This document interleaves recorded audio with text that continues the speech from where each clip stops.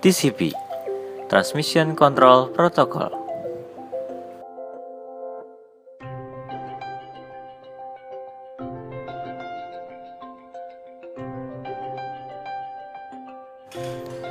TCP adalah suatu protokol yang berada di lapisan transport yang sifatnya connection oriented dan reliable.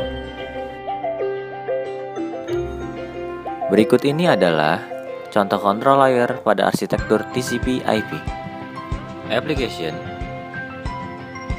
Transport, Network, Link, Physical. Dan TCP bekerja pada lapisan Transport.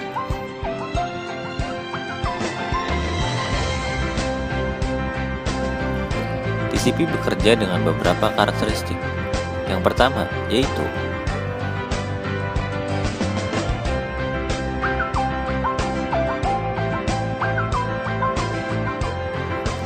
point to point, artinya komunikasi yang dilakukan antar usernya bersifat point to point. Maksudnya adalah satu pengiriman data dikirim oleh satu pengirim dan hanya diterima oleh satu penerima juga. Reliable, artinya data yang dikirimkan ke sebuah koneksi TCP akan diurutkan dengan sebuah nomor urut paket dan akan mengharapkan paket positif acknowledgement dari penerima.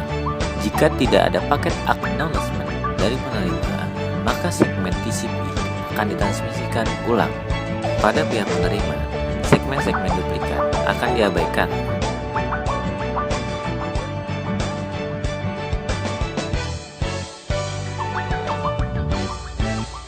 Full duplex data. Pada protokol ini memungkinkan adanya aliran data dua arah pada koneksi. Connection oriented, artinya sebelum data dapat ditransmisikan antara dua host, dua proses yang berjalan pada lapisan aplikasi harus melakukan negosiasi untuk membuat sesi koneksi terlebih dahulu. Negosiasi ini biasa disebut dengan three-way handshake, SYN, ACT, SYN. Sebagai contoh, dan itu bagaikan ketika kamu menyapa rekanmu dengan kata, "Hei, saya mau kirim data." Dan kemudian temanmu menjawab, Ya, silakan. dan data pun terkirim.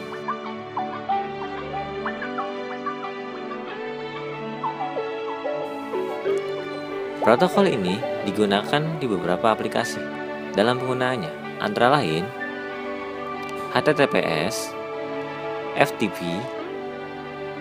email, dan telnet.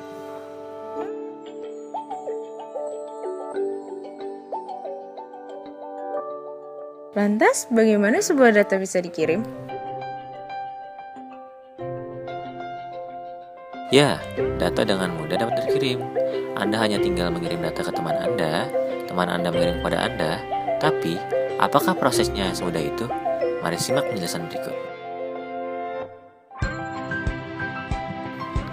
Layar-layar dan protokol yang terdapat dalam arsitektur jaringan TCP/IP menggambarkan fungsi-fungsi dalam komunikasi antara dua buah komputer, sehingga lapisan menerima data dari lapisan di atas atau di bawahnya. Kemudian, memproses data tersebut sesuai dengan fungsi protokol yang dimilikinya dan meneruskan ke lapisan berikutnya. Ketika dua komputer berkomunikasi, terjadi aliran data antara pengirim dan penerima melalui lapisan-lapisan di atas. Pada pengirim, aliran data dari atas ke bawah. Seperti yang diketahui sebelumnya, ada lapisan application, transport, network, link, dan physical.